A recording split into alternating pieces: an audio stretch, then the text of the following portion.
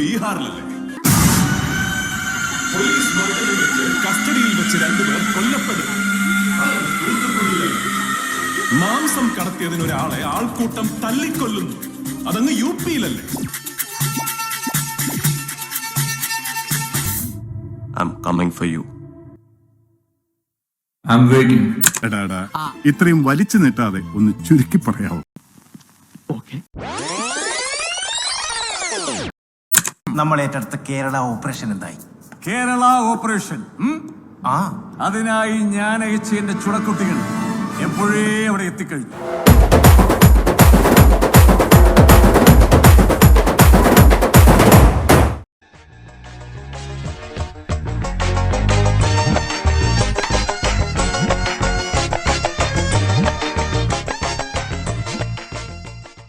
ആദാ Sharma, ADAH Sharma, ഇവരൊരു actress ആണ്. ഇവരുടെ പ്രൊഫൈലിൽ ഇന്നലെ വന്നിട്ടുള്ള ഒരു വീഡിയോ, ഒരു പടത്തിന്റെ ടീസറാണ്. ഇതിന്റെ ഡിസ്ക്രിപ്ഷൻ ഞാൻ ആദ്യം വായിച്ചു തരാം. Heart breaking and gut wrenching story of 32,000 females in Kerala.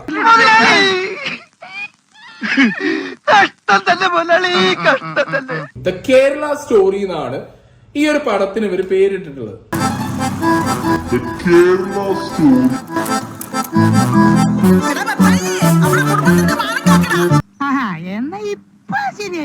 Okay, come to the point. എനിക്കിത് കണ്ടപ്പോ അതാ തോന്നിയത്, അസം പ്രൊപ്പഗണ്ട. അതാണ് സംഗതി എനിക്ക് തോന്നിയത്. എനിക്കതൊന്ന് കാണണം. അവള് ആ സമയത്ത് പറഞ്ഞൊന്നും എനിക്ക് ഓർമ്മയില്ലടാ. കാണണ്ട തന്നെയാ. मेरा नाम शालिनी उन्नीकृष्णन था. നല്ല പേര്. अब मैं फातिमा बा हूँ, एक ISIS terrorist in Afghanistan jail. और मैं अकेली नहीं हूँ. ഞാൻ ഒറ്റയ്ക്കല്ല. मेरे जैसे 32,000 गर्ल्स 32,000 ഗേൾസ് ഉണ്ട്. കുറച്ച് കുറയ്ക്കാൻ പറ്റുമോ? सीरिया और यमन की रेगिस्तान में दफन हो चुकी है. എന്തോ ഒരു കോനിഷ്ടുണ്ടല്ലോ. एक नॉर्मल लड़की को एक खतरनाक टेररिस्ट बनाने का सबसे डेंजरस खेल चल रहा है केरला में. കേരളത്തിൽ ഇപ്പൊ ആ കളിയാണ് നടക്കുന്നത്. നോർമൽ ആയിട്ടുള്ള ഗേൾസിനെ പിടിച്ചിട്ട് ടെററിസ്റ്റ് ആക്കുകയാണ്. ഇതാണ് കേരളത്തിൽ നടന്നുകൊടുക്കുന്നത്. ഇതാണ് കേരളത്തിലെ ഏറ്റവും വലിയ ട്രൂത്ത്. ഇതാണ് കേരളത്തിന്റെ റിയൽ ഫേസ്. നിങ്ങൾ കണ്ടോളി എന്ന് പറഞ്ഞിട്ടുള്ള സാധനം എവിടെ സ്ഥലം എന്ന് പറഞ്ഞേ? केरला में. ഈ വിവരക്കാട് പറഞ്ഞൊക്കെ ഇച്ചിരി മര്യാദ വേണം. नॉर्मल लड़की को एक खतरनाक टेररिस्ट बनाने का सबसे डेंजरस खेल चल रहा है केरला में, और वो भी खुलेआम. क्या कोई नहीं रोकेगा इसे?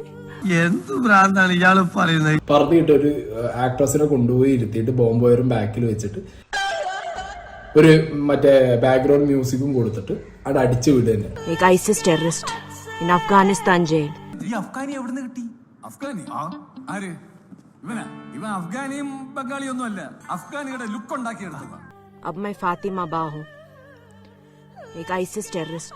ഒറിജിനൽ ആണെന്ന് പറയില്ലടാ. അത്രക്ക് ആർട്ടിഫിഷ്യൽ ആയിട്ട് ഇനി കഥാപാത്രം കൂടി ഒന്ന് വരുമ്പോ ഒന്നുകൂടെ ആർട്ടിഫിഷ്യൽ ആവും. मेरे जैसे 32,000 गर्ल्स 32,000 ഗേൾസ്. ആലോചിക്കണം, കേരളത്തിൽ നിന്ന് 32,000 ഗേൾസ്. ഇപ്പം കുറച്ച് വിടല് കൂടിയണല്ലേ? അങ്ങനത്തെ ഒരു വർത്താനം ഏത് കണക്ക് എവിടുന്ന് എങ്ങനെ കിട്ടി ഇവർക്ക് എന്നുള്ളത് കൂടി ഇവരിതിൽ പറയണം. തർക്കശാസ്ത്രപരവും യുക്തിഭദ്രവുമല്ലാത്ത അസ്പദൃശ്യമായ സംശയങ്ങൾ ഉന്നയിക്കരുത്. മിണ്ടരുതെന്ന് പോയവരുണ്ട്. ഓക്കെ, അതിലേക്കൊക്കെ ഞാൻ വരാം. പക്ഷെ ഈ 32,000 എന്നുള്ള കണക്കൊക്കെ ഏത് ദുനിയാവെന്ന് എടുത്തോണ്ട് എന്നുള്ളത് മാത്രമേ എനിക്ക് അറിയാത്തുള്ളൂ. ഞാൻ മറന്നുപോയി, അതുകൊണ്ട് വലിയ പിടിയില്ല. കഷ്ടം. ഈ ഒരു സാധനം ഞാൻ പറഞ്ഞ ഒരു പ്രൊപ്പഗണ്ട ആണ് എന്നാണ് എനിക്ക് തോന്നുന്നത്. ഒരു പ്രൊപ്പഗണ്ട മൂവി. അത് താൻ പറഞ്ഞിട്ട് വേണോ ഞാൻ അറിയാൻ? ഇത് ചുമ്മാ ബോളിവുഡ് ഫിലിം ഇൻഡസ്ട്രി പൊട്ടിപ്പൊളിഞ്ഞ് തകർന്ന് പഞ്ചറായി കിടക്കുമ്പോ എന്തെങ്കിലുമൊക്കെ കുത്തിപ്പൊക്കി കൊണ്ടുവരാന്ന് വിചാരിച്ചിട്ട് ഇനി അതിന്റെ ഇടയിൽ കയറിയിട്ട് കുറച്ച് വർഗീയത കളിക്കാം. കുത്താൻ നല്ലത് കേരളമാണ്. കേരളത്തിൽ പോയി കുത്തി നോക്കാന്ന് പറഞ്ഞ കുറെ എണ്ണം കൂടി മറ്റേ സംഘ് എഫക്റ്റുമായിട്ട് ഇറങ്ങിയതാണ്. അവന് സംഗതി പിടികിട്ടി. ഇനിയിപ്പോ എന്താ ചെയ്യാ? അവൻ കലക്കി പ്രതിയായത് എത്ര പെട്ടെന്നാ. ബാക്കി പറയണ 32,000 പേരെ ഇവിടെ നിന്ന് റിക്രൂട്ട് ചെയ്ത് പോകണമെങ്കിൽ അത്രയും വലിയൊരു നെറ്റ്വർക്ക് ഇവിടെ പ്രവർത്തിക്കണം. ഒന്നാമത്തെ കാര്യം അത് പോയിന്റ്. പിന്നെ റിക്രൂട്ട് ചെയ്ത് കൊണ്ടുപോകുന്നത് KSRTC ബസ്സിലോ ട്രെയിനിലോ ഒന്നും കൊണ്ടുപോകാൻ പറ്റില്ലല്ലോ. അല്ലാതെ ശരിയാണോ തെറ്റാണോ? തെറ്റാണ്. തെറ്റാണോ? Thank you. എന്നെ കഷ്ടല്ലേ, കോമൺ സെൻസ് ഇല്ലാത്തതിന്റെ കുഴപ്പേ. വിമാനമായാലും സമുദ്രമായാലും ഒക്കെ കേന്ദ്ര ആഭ്യന്തര മന്ത്രാലയത്തിൻ്റെയും കേന്ദ്ര പ്രതിരോധ മന്ത്രാലയത്തിൻ്റെയും സർവോപരി പ്രധാനമന്ത്രിയുടെയും കീഴിലൊക്കെ വരുന്ന പ്രദേശങ്ങളാണ്. അവിടെ ഒന്നും വെച്ചേക്കല്ലേ. ഇക്കാലത്ത് ഇത്രയും പേരെ കടത്തിക്കൊണ്ടുപോയി എന്ന് പറഞ്ഞു കഴിഞ്ഞാൽ അപകീർത്തിപ്പെടുത്താൻ ശ്രമിക്കുന്നു എന്ന് പറഞ്ഞ് കേസ് കൊടുക്കേണ്ടത് ഈ സംഘപരിവാറുകാർ തന്നെയാണ്. നമ്മള് മൂഞ്ചി. ഇതിനാണ് അവനവൻ പാരാന്ന് പറയുന്നത്. കേരളത്തെ അപകീർത്തിപ്പെടുത്താനല്ല ശ്രമിച്ചുകൊണ്ടിരിക്കുന്നത്, അവർ തന്നെ സ്വയം അപകീർത്തിപ്പെടുത്താൻ അവരുടെ തന്നെ നേതാക്കളെയും അവരുടെ തന്നെ ഭരണത്തെയും അപകീർത്തിപ്പെടുത്താൻ ശ്രമിക്കുന്ന ഒരു ശ്രമമായിട്ട് മാത്രമേ നമുക്കിതിനെ കാണാൻ പറ്റുള്ളൂ.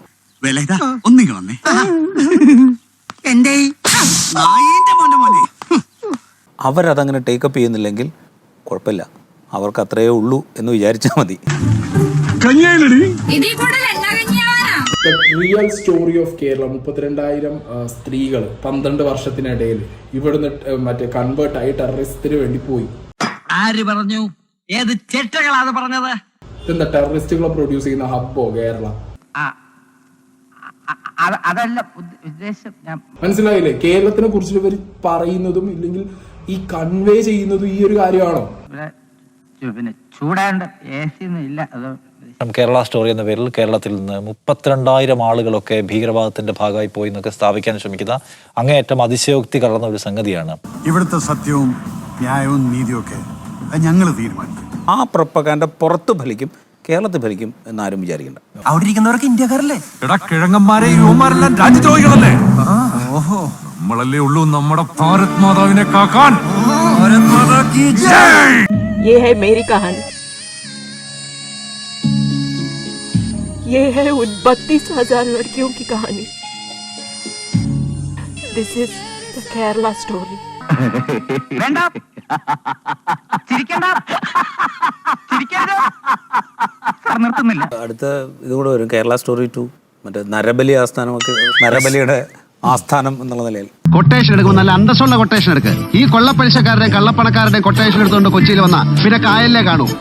ചീർത്ത് വീർത്ത് മീൻ കൊത്തി നല്ല സായിപ്പിന്റെ നടത്തിൽ ഒഴിയാ നടക്കണ. This is the Kerala story.